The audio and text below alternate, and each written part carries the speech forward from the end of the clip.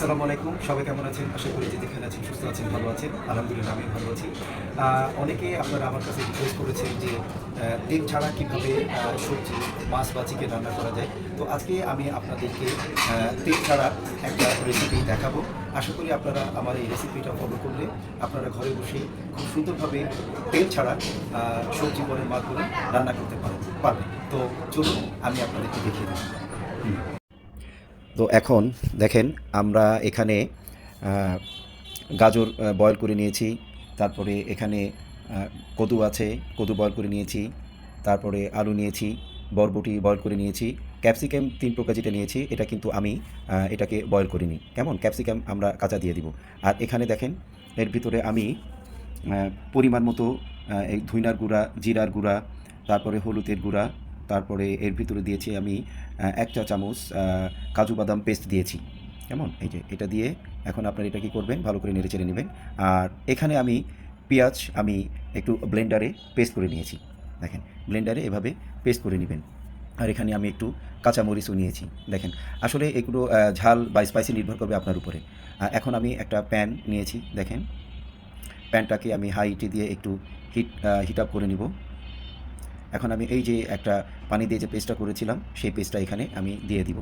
অবশ্যই এটাকে ভালো করে এটাকে কিন্তু বয়েল করতে হবে, যেহেতু এখানে আমরা কোনো ধরনের তেল দিচ্ছি না। এখন এর ভিতরে দেখেন আধা চামচ রসুন বাটা, আধা চামচ আদা বাটা দিয়ে দিয়েছি, এই যে দেখেন।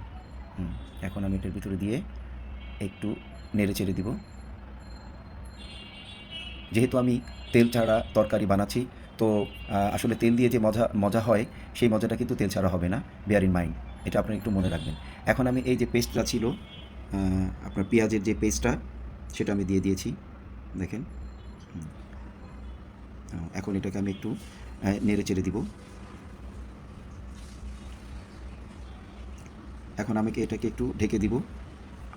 ঢেকে দেওয়ার পরে দেখা যাক এই যে একটু বয়েল হয়ে আসে, দেখেন। এটা আপনি ততক্ষণ পর্যন্ত রান্না করবেন যখন আপনার কাঁচা ফ্লেভার না যায়। এখন আমি একটু পিঙ্ক সল্ট দিয়ে দিলাম পরিমাণ মতো, যেহেতু আগে কিন্তু আমি পিঙ্ক সল্ট দিইনি। দেখেন এটাকে ভালো করে কষাতে হবে। এখন আমি দেখেন সব সবজিগুলো এটার সাথে দিয়ে দিব, দেখেন সব দিয়ে দিলাম, কেমন? এই যে এখন আমি একটু সুন্দর করে নেড়ে চেড়ে দিই। আমি আবারও বলছি এটা কিন্তু তেল ছাড়া তরকারি, তো তেল দিয়ে যে মজা সেটা কিন্তু এখানে হবে না, আপনাদের একটু মনে রাখতে হবে। আসলে যত মজা ফুটে তত কিন্তু ক্ষতি। এখন দেখেন আমি একটু এটাকে পানি দিয়ে একটু ঢেকে দিব, যে এটাকে যেহেতু আমার সবজি কিন্তু বয়েল হওয়া, সুতরাং খুব বেশি আপনার কুক করতে হবে না। আপনারা চাইলে কাঁচাও আপনারা কিন্তু সবজিটাকে দিয়ে রান্না করতে পারেন। এই যে দেখেন এখন এই যে একটু ধনিয়া পাতা ছিল, এই যে ধনিয়া পাতাটা আমি দিয়ে দিলাম। আসলে ধনিয়া পাতা এটা নির্ভর করবে আপনার টেস্টের উপরে, কেমন? এখন একটু জিরা, রোস্টেড জিরা, এই যে রোস্টেড জিরা আমি দিয়ে দিলাম। যেহেতু আমি তেল ছাড়া তরকারি বানাচ্ছি বা রান্না করছি, একটু মজা বা স্বাদ করার জন্য যেটা দরকার সেটা আপনি এখানে দিবেন।